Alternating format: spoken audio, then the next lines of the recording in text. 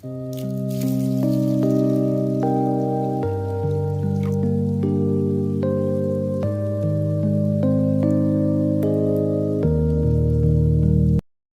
Everyone, আসসালামু আলাইকুম। কেমন আছেন সবাই? আশা করছি আল্লাহর রহমতে সবাই ভালো আছেন। আমরা আলহামদুলিল্লাহ ভালো আছি। আজকে সকাল থেকে একটা ভিডিও শেয়ার করব, আশা করছি আপনারা উপকৃত হবেন। কিচেন টিপসের কিছু ভিডিও নিয়ে আজকে আপনাদের সাথে চলে আসলাম আমি আয়েশা। তো আমি আজকে রুটি বানাবো। কিছু রুটি আমি ফ্রোজেন করে রাখবো, তাই এখানে রুটিগুলা বেলার পর 1 সেকেন্ড বা 2 সেকেন্ডের মতো এপাশ ওপাশ উল্টে এগুলাকে আমি রেখে দিব। এটা কিন্তু আপনি 1 সপ্তাহ পর্যন্ত সংরক্ষণ করে রাখতে পারবেন। আর এই যে দেখছেন এখানে কিছু সবজি আমরা রান্না করার আগে এগুলো নষ্ট হয়ে যায়। এগুলো যাতে নষ্ট না হয় সেই জন্য এগুলাকে কেটে ডিপ ফ্রিজে সংরক্ষণ করতে পারেন। এখানে পেঁয়াজ আছে, পেঁয়াজগুলোকে কুচি করে এগুলো একটা বক্সে সুন্দর করে ফ্রিজের মধ্যে রেখে দিলে পেঁয়াজগুলো খুব ভালো থাকে আর সুন্দর হয়। আর পেঁয়াজগুলো এরকম করে কাটলে এগুলো কিন্তু সহজেই মজে যায়, মানে নরম হয়ে যায়। তো যারা চাকরি করেন বা যাদের সময় কম, ছেলে মেয়েকে নিয়ে স্কুল বা মাদ্রাসায় যেতে হয়, তারা কিন্তু এসে তাড়াহুড়া করে রান্না করতে হয়, তাদের জন্য এই টিপসগুলো অনেক গুরুত্বপূর্ণ।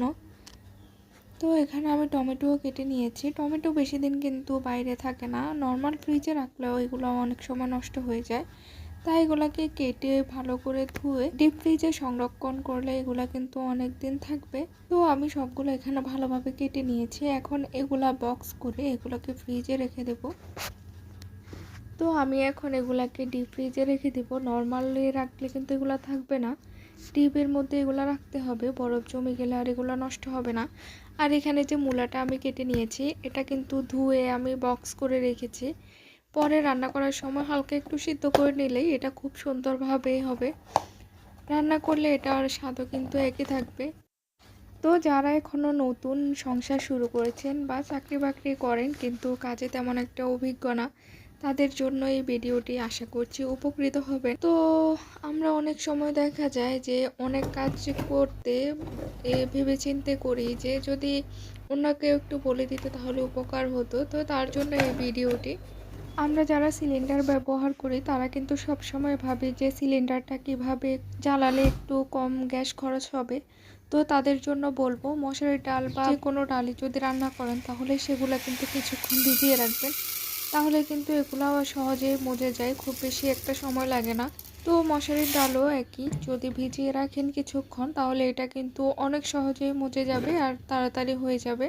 তো আমি ওইখানে যে সবজিগুলা কেটে রেখেছিলাম ওইগুলা চামড়াগুলো আমি কিন্তু এখন গাছের মধ্যে দিয়ে দিব, এটা কিন্তু সার হিসেবে কাজ করে। তো যারা রাইস কুকারের মধ্যে রান্না করেন তাদেরকে একটা কথা বলবো যে রাত্রে কিছু ভাত থেকে গেলে এগুলা রাইস কুকারে রাখবেন না, এগুলা কিন্তু নষ্ট হয়ে যায় সকাল হতে হতে। চেষ্টা করবেন রাতে এগুলো অন্য একটা পাত্রে রাখার জন্য। তো আজকের ভিডিওটি এতটুকুই। কারো যদি ভালো লেগে থাকে একটা সাবস্ক্রাইব করে দিবেন, শেয়ার করবেন, লাইক করবেন, কমেন্ট করবেন। আল্লাহ হাফেজ।